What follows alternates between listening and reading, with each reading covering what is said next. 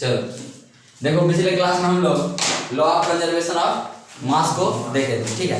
आज हम लोग देखने जा रहे हैं लॉ ऑफ कांस्टेंट प्रोपोर्शन। तो पहले एक अलग थोड़ा सा ले लेते हैं law of conservation of mass को पिछले क्लास से, कि हम लोग law of conservation of mass पर क्या सीखे थे। तो law of conservation of mass कहने का मतलब हम तुमको बताए थे कि जितना मास रिएक्टेंट साइड में रहेगा उतना ही मास किधर होना चाहिए, प्रोडक्ट साइड में, ठीक है। मास इन रिएक्टेंट साइड इक्वल होना चाहिए मास इन प्रोडक्ट साइड, ठीक है। एक क्वेश्चन हम लोग देखे थे कल, NaCl को H2SO4 के साथ रिएक्ट करवाए थे, ठीक है। NaCl को जब H2SO4 के साथ रिएक्ट करवाया तो हमको क्या मिला था, Na2SO4 प्लस HCl मिला था कि नहीं मिला था रिएक्शन होने के बाद, ठीक। तो आप देखो NaCl H2SO4 Na2SO4 HCl, इस बात को ध्यान में रखना कि law of conservation of mass तभी फॉलो होगा जब इक्वेशन क्या हो, इक्वल, बैलेंस हो। इक्वेशन क्या हो, बैलेंस हो। बैलेंस इक्वेशन कहने का मतलब जितना नंबर ऑफ एटम रिएक्टेंट के साइड होगा उतना ही नंबर ऑफ एटम प्रोडक्ट के साइड होगा। तो जितना नंबर ऑफ एटम रिएक्टेंट के साइड, कहने का मतलब हुआ कि जैसे देखो सोडियम इधर कितना है, एक है, सोडियम इधर कितना है, दो है। तो इसका मतलब क्या हो गया, ये अनबैलेंस्ड है, एक को दो दे दिए, एक के पास एक ही रह गया, ठीक है। तो बैलेंस करने के लिए क्या करते हैं, बैलेंस करने के लिए हम तुमको बताए थे कल कि इसको छूना भी नहीं है, इसके बीच में हमको कोई दाखिल नहीं करना है, बीच में डिस्टर्ब नहीं करना है, ठीक है। बस क्या करना है, घर से बाहर करना है, ठीक है। अब देखो सोडियम अगर यहाँ एक है और यहाँ दो है तो यहाँ पर क्या करेंगे, जो ये भी दो हो जाएगा, अगर बाहर में दो दे देंगे तो ये हो गया ना दो, ठीक है। तो अब बताओ, जैसे लिखते हो लिखते हो 2 इंटू एल प्लस बी लिखते हो, ठीक। तो 2 को एल से भी मल्टीप्लाई करते हो, 2 को बी से भी मल्टीप्लाई करते हो, यानी यहाँ पर 2 Na हुआ, 2 Na हुआ, तो 2 Cl हुआ, हुआ। चलो अब देखो इसके बीच में कुछ नहीं करना है, इस बात को ध्यान में रखना। अब देखो Na2 इधर, Na2 इधर भी हो गया, ठीक है। S कितना है, S एक है, इधर S कितना है, एक है, इधर S नहीं है, तो रिएक्टेंट साइड में और प्रोडक्ट साइड में टोटल एक ही S है दोनों तरफ, ठीक।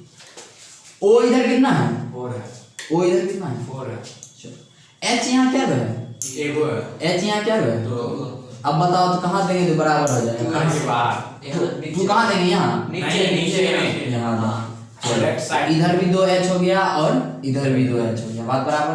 Cl इधर भी 2 हो गया, Cl इधर भी 2 हो गया, बैलेंस हो गया, बैलेंस्ड हो गया। अब देखो मास निकालेंगे तो रिएक्टेंट साइड में प्रोडक्ट साइड में बराबर आएगा। Na क्या है, और नंबर होगा गिवन नंबर, और नंबर, इसका एटॉमिक नंबर क्या होता है, और का तुमको फार्मूला क्या दिए हैं, 2n प्लस 1। तो इसका मास कितना निकल जाएगा, 11 इंटू 2 प्लस 1 इक्वल्स टू 23, ठीक है, 23।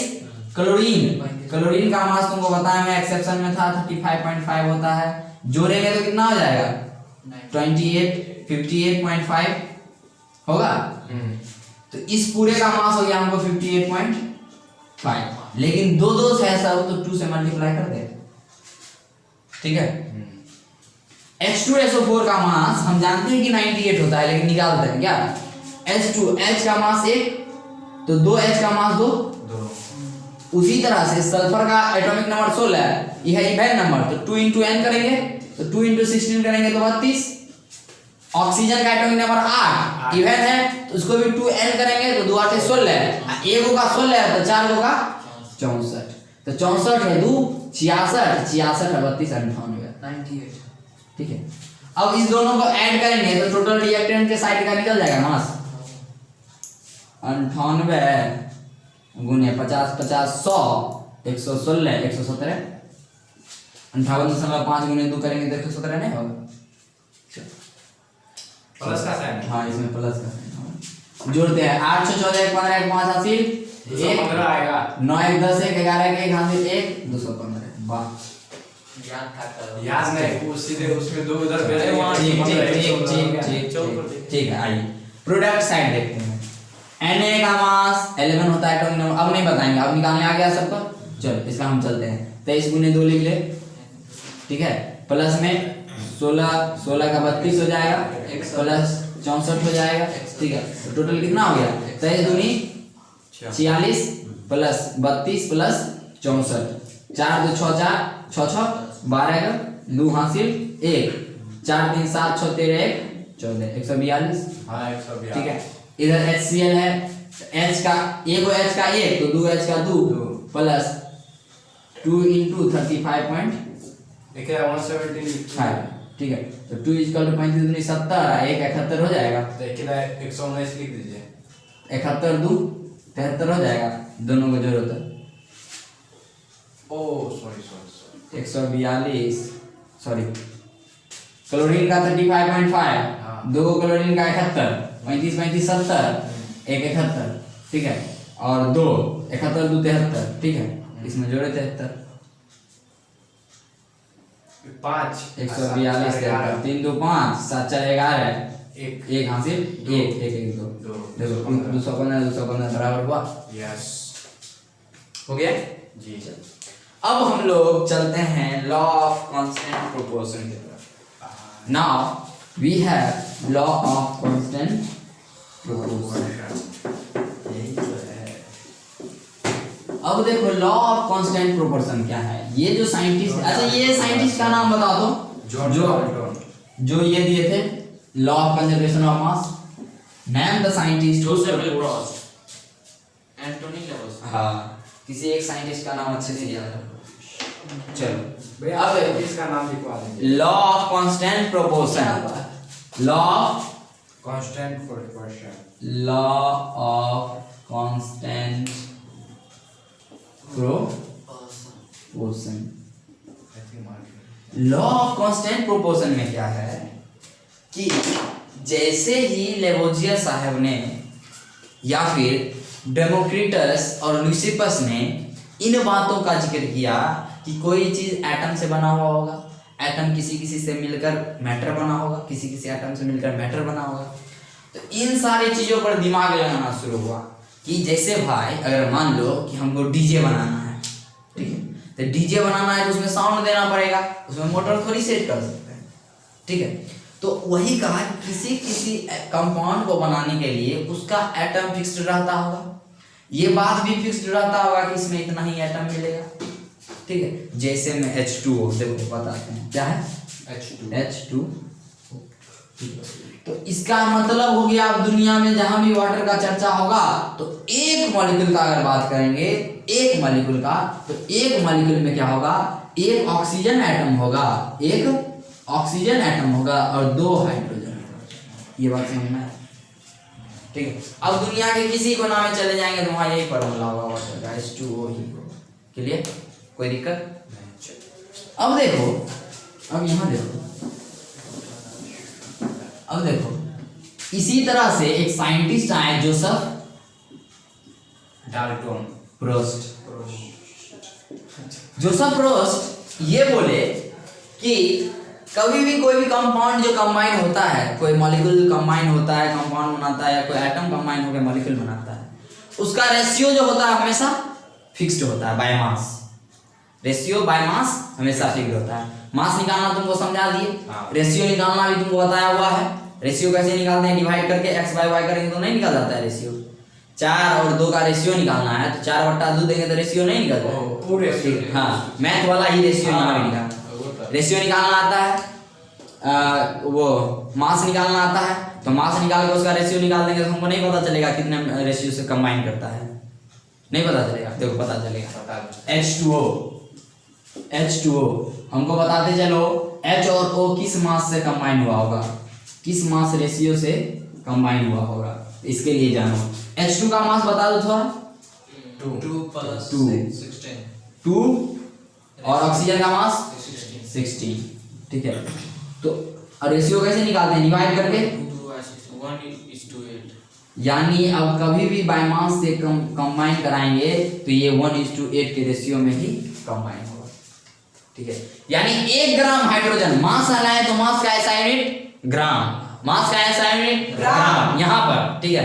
यानी 1 ग्राम, जब मोल कंसेप्ट पढ़ाएंगे तो वहां हम लोग बात करेंगे ग्राम क्या होता है, ग्राम मॉलिक्यूलर मास क्या होता है, ठीक है।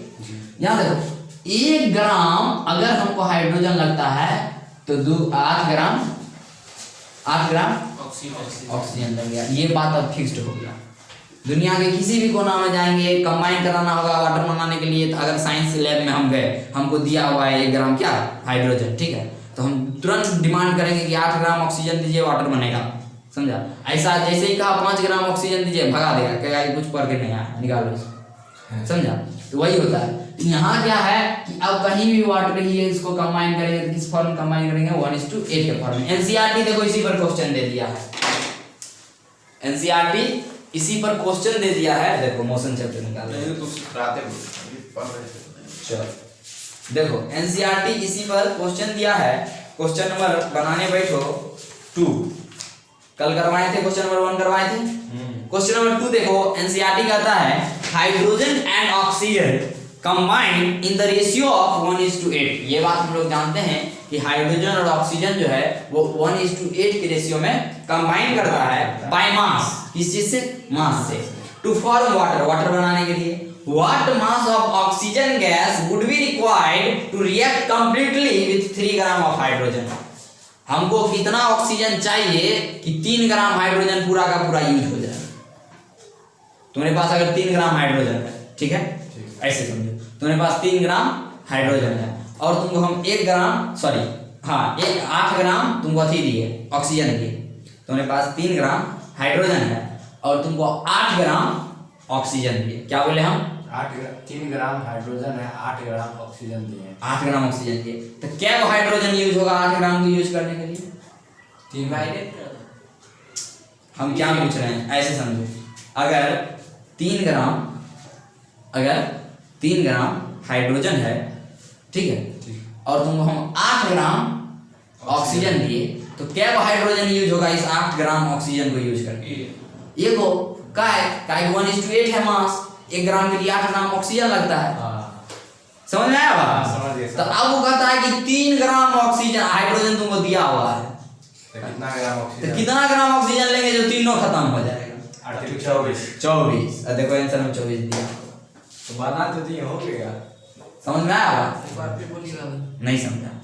देखो बाय मास रेशियो होता है कॉम्बिनेशन का 1:8, ठीक है, तो 1:8 हुआ तो 1 ग्राम हाइड्रोजन 8 ग्राम ऑक्सीजन को रखता है अपने पास, ठीक है। तुमने पास 5 ग्राम ऑक्सीजन हाइड्रोजन दिए, तुम्हारे पास कितना हाइड्रोजन दिए? 5 ग्राम, ठीक है, और तुमको हम दे दिए 16 ग्राम ऑक्सीजन। कितना दिए? 16। क्या वो हाइड्रोजन यूज होगा?